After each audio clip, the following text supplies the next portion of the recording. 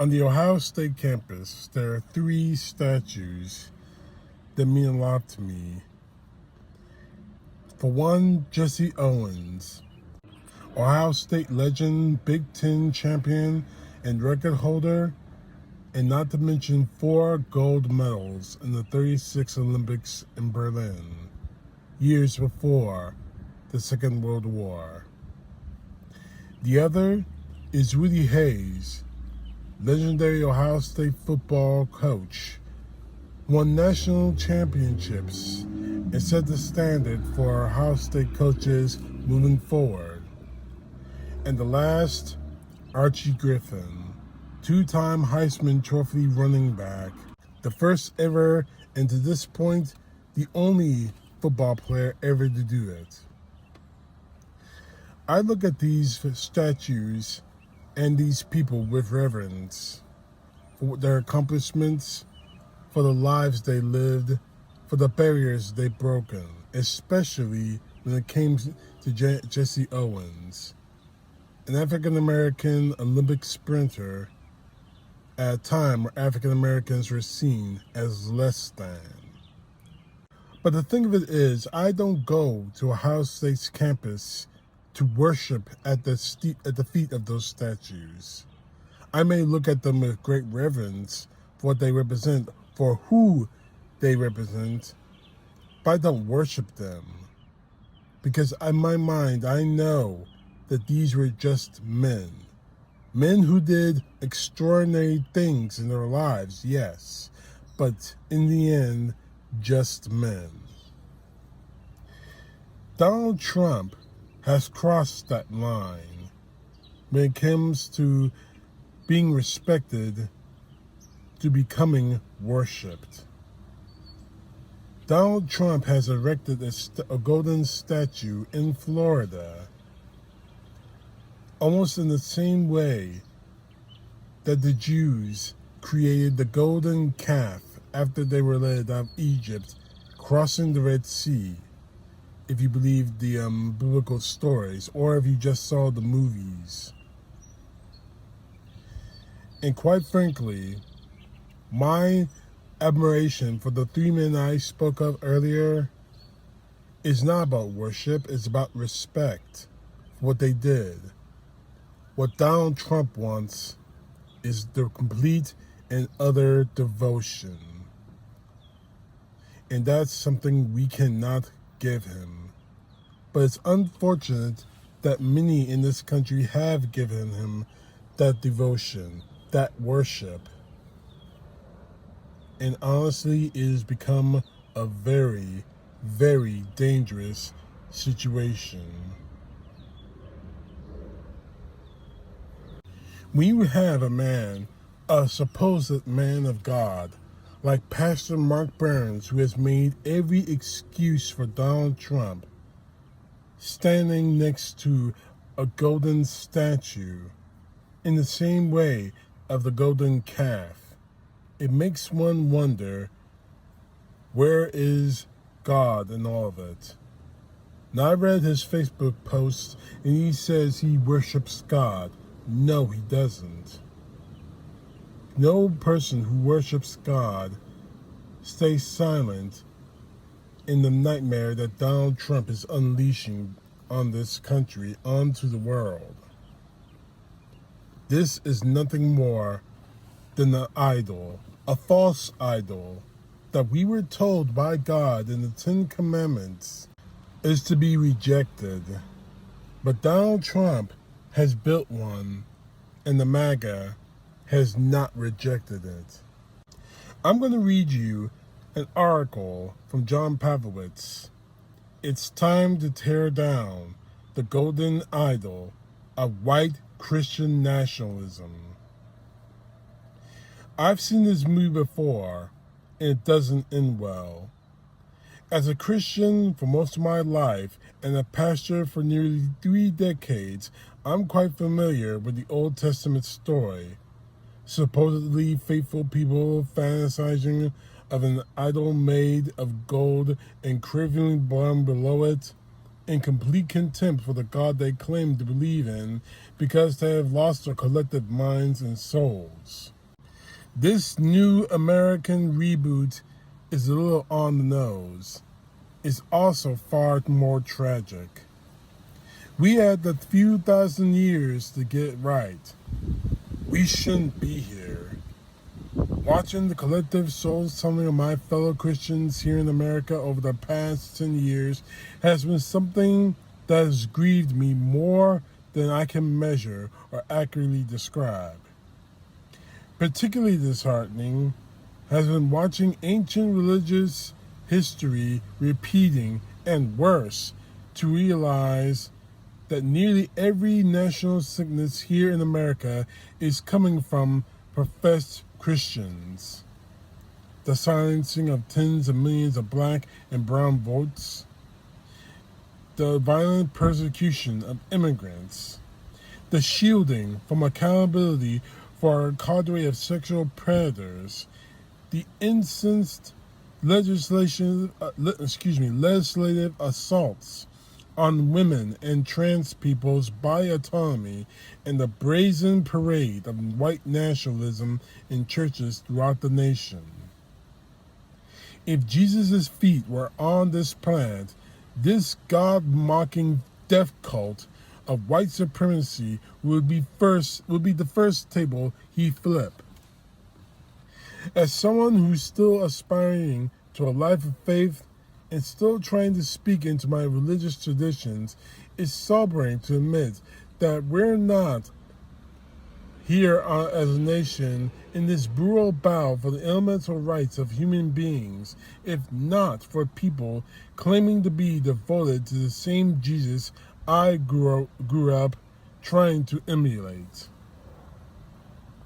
As they both literally and figuratively pledged their undying adoration to some golden veneer bastardized counterfeit idol of their pigmentation, I'm left to wonder, what am I to do now? Do I attempt to redeem this thing that I have found such meaning and beauty in?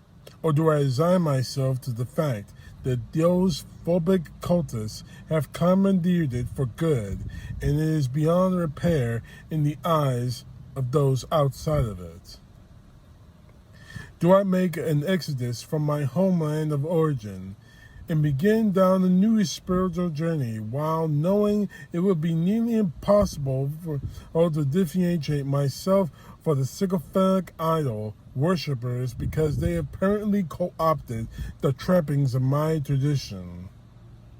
And how can I show the world an alternative spiritually that's supposed to leave more compassion, more diversity, and more justice in its wake, while those delusional power man hypocrites eat up the market shares because otherwise decent, loving human beings are walking away from organized religion for good because they are fully exhausted? The questions far outnumber any helpful answers, and my prayers seem to slip into the ether without reply. Having read, studied, and preached the story doesn't make me watching it repeat itself any easier. I know that in the Bible, religious people ended up abandoning God and mindlessly worshiping a golden calf. So it shouldn't be surprising that so many today are now bowing down to this orange jackass. It's just more terrifying seeing it this close. It was a lot easier to leave this and view this tragic story in the distant rear-view mirror of history in a land thousands of miles away, and not in the windshield of the present, here in the country I call home, with the sycophantic cultists so close and prevalent. While they whirl around the gleaming empty shell, celebrating themselves and their imagined righteousness, shouting, "God bless America," I'll be sitting here, with a mournful truth that makes me sick to my stomach. God didn't bless America. God wrecked America, or at least these self-identified white Republican God followers and they spray-tanned Messiah are doing their best to wreck it. And I'm not sure how we can fix it. One thing I know for certain, I will not be joining them in their mindless, fevered dancing around the graven image of a racist, morally bankrupt, Bible-defiling felon rapist. I will not be bowing to this empty, shimmering monstrosity of right Christian nationalism, nor comply with his efforts to mandate its perverse cruelty onto the rest of us. I'll stand with every person in this country who rejects a religion of coercion that seeks to harm and exclude.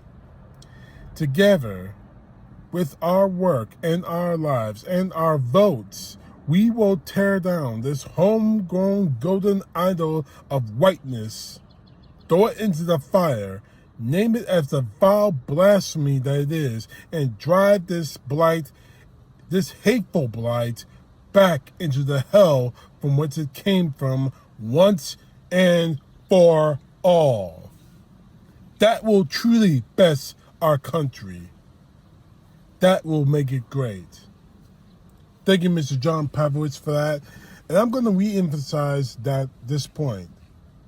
Whether it's the 3 Ohio State legends that I mentioned, or anyone else, a politician that's made into a statue, a soldier memorialized in the graveyard, a sports legend, a politician, a former astronaut, regardless.